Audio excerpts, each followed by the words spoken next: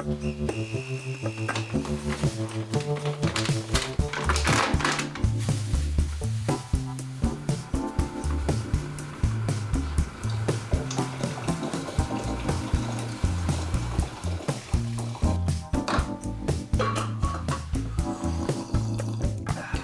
you start looking at your camera settings, and you have no idea what all these numbers and that F letter means. All cameras really do, whether it's a professional camera, a camcorder, or your phone, whatever it is, all of them are doing the same thing. And that is controlling lighting going inside of the camera. Whatever kind of light you have outside of here, you're controlling the settings inside the camera to control that. So if we're in a dark room, then you're setting the camera settings so it can let as much light in as possible, because light is the most important thing when you do this stuff. First thing we're gonna talk about is frame rate. I'm gonna explain frame rate in a way that you guys will really be able to understand this. Do you remember back being bored in school and one of the things you would do is draw little stick figures, and then in your notepad, you would flip it and it'd make a little animation? That is all what frame rate is. So photography started in the early 1800s and videography started not that much later. In the late 1800s, people started taking photos and putting them together to make video, just like your little stick figure animation. And that's how the first videos started. It's literally just a series of photos, and that's what's happening inside your camera. When you hit record, all it's doing is taking pictures and putting them together in a slideshow. Today, cameras are just way more advanced, so you can't really see it happening. But if you go back and look at old cameras and videos, you can obviously see the animations being played. And a good way to look at this is that frame rate number, 24, 30, 60, 120. Those are some of the numbers that you're gonna see on your camera or phone, whatever you're using. Think of it this way. You're buying a sketch pad, and you're either buying 24 sheets, 60 sheets, or 120 sheets. And the idea is the more stick figures you can draw, the more sheets, the more fluid that motion will be when you flip it. So what does that tell us? That tells us the higher the frame rate number, the smoother the animation will look. Not only that, in post-edit, when you slow it down or speed it up, there's more picture there for the animation to be played. So if you took a 24 frame rate or 24 sheets, it would be choppy because you're missing information when it's slowed down, if that makes sense. Whereas if you have 120 sheets, there's more information. So what should you set your frame rate to? Should you always leave it at a high frame rate? No, not necessarily, because the more frames you use, that means more data. That means more hard drive space, more SD card space. So what I keep my cameras on most of the time is 24. But now we're gonna hop out into the woods and talk about shutter speed, aperture, and ISO. The next setting we're going to talk about is shutter speed. Shutter speed is that number on your screen that looks like 1/50, 1/200, 1/500. It looks like a fraction number, 1 over something. Shutter speed is exactly what the name is. It's how quickly your shutter opens and closes. And you can think of it as this way. Think of a sports photographer. Think of Randy Johnson or Ken Griffey Jr. out there. And they're taking photos of sports or action shots in quick motion. When things are in motion, to get a solid, crispy, in-focus photo, you need a quick shutter speed. So if someone's running and you want to make sure that they look in focus and they're not blurry or anything, you want a fast shutter speed. And the higher the number, the faster the shutter speed. Or if you want to get into astrophotography and take pictures of stars, you want a slow shutter speed to let in as much light as possible. If you think about it, there's stars we can't see with the naked eye, and when you open that shutter long enough, light has a time to travel into that image. It's pretty cool when you think about it. It makes you realize there's a whole lot of stars out there that we can't see when you start doing this stuff. For video, the rule of thumb is to always double your frame rate with the shutter speed. So we just talked about frame rate, 24 frames, 30 frames, 60 frames, 120 frames. If we're using 30 frames a second and we want to double our frame rate, our shutter speed should be 60, 1/60. So just remember that. For video, double your frame rate with the shutter speed, leave it, make it a custom setting saved, whatever you gotta do. If you're gonna be filming with your phone, these are settings you don't really need to worry about too much. You might be able to set your frame rate, but shutter speed and aperture, that's all gonna be automatic on your iPhone, so those are things you're not gonna have to worry about. This is more for people who wanna get into advanced photography or videography, or you have a camcorder and you're looking at the settings right now and you're wondering what the heck is all this stuff. But that's shutter speed summed up. Next thing we're gonna talk about is aperture.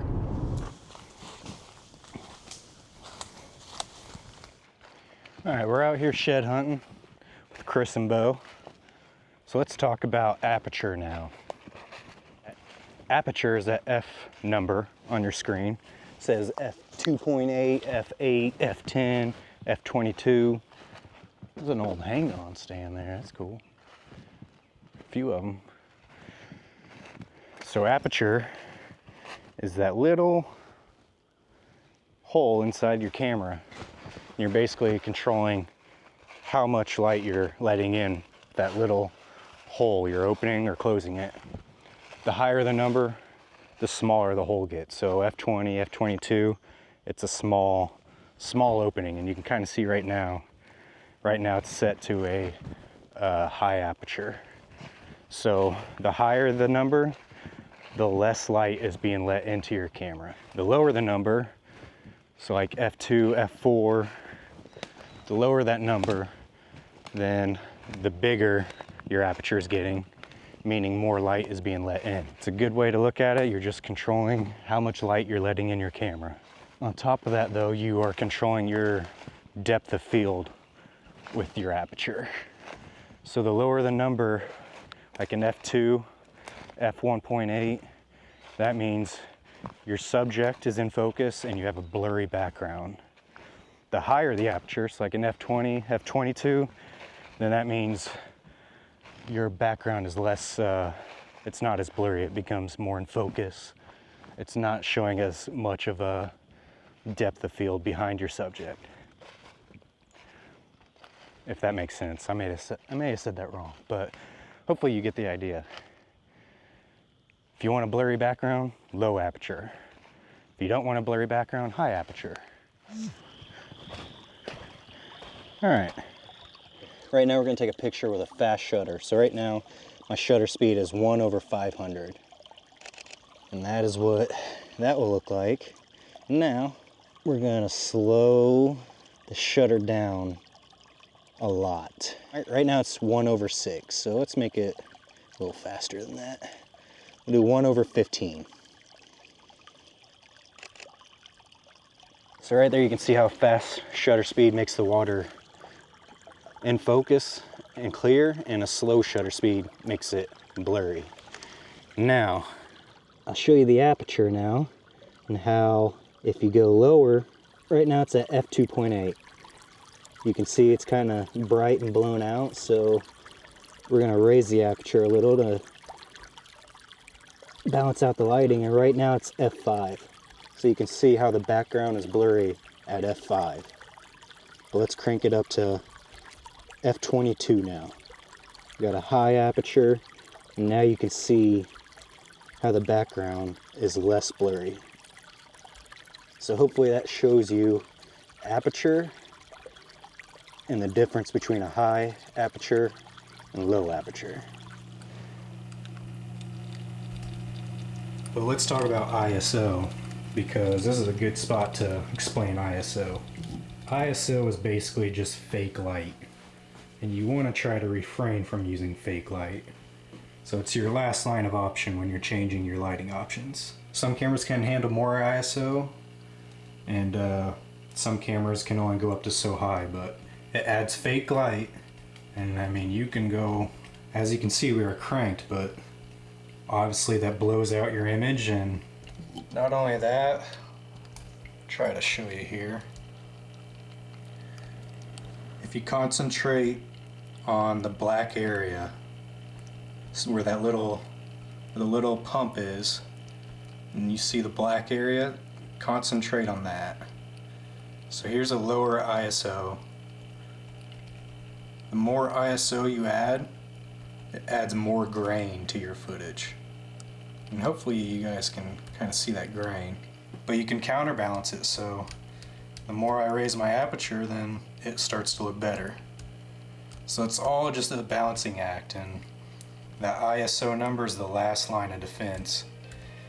And when you use it in hunting purposes, you're going to be touching the last 10 minutes of light. Try to avoid it till sunset, and then the last 10 minutes, that's when you're going to be cranking it. So don't really worry about ISO too much. Last line of defense. All it is fake light, Really, you want to concentrate on learning these other settings first. Next week, we'll get into storytelling, and I'll tell you a little bit more about this, what's going on here.